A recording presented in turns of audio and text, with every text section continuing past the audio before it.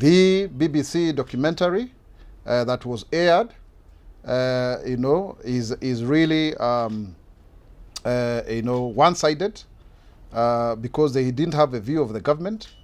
Obviously and sincerely, we really send our most sincere condolences to the families of those affected. And we have IPOA on the cases.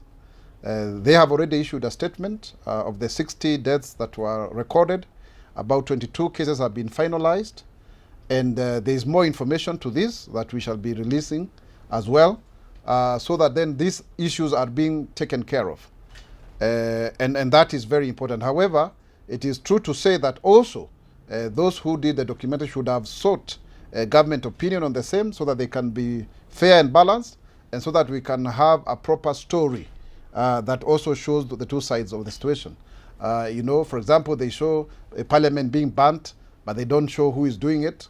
They seem to minimize the various the vandalization that happened in parliament, and going forward, because we cannot have a country that also is led through anarchy and mayhem. Yes, there were legitimate concerns. They never even gave a proper account of the issues within the finance bill, because we do not want a situation where we have people inciting Kenyans to violence.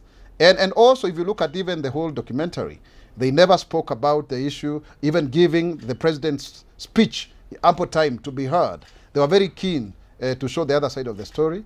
And there are always at least two sides of a story. And there is also the government position on this issue. And once again, I would want to say, as a government spokesperson, on behalf of the government, that we send our sincere condolences to those that are departed. Every life is important, and IPOA is getting to the bottom of it.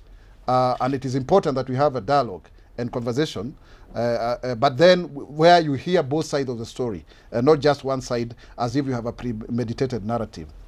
We've already reached out to BBC. It's good to say that very clearly on these issues, and we have already expressed our sentiments to them, and we will be communicating going forward as far as this matter is concerned.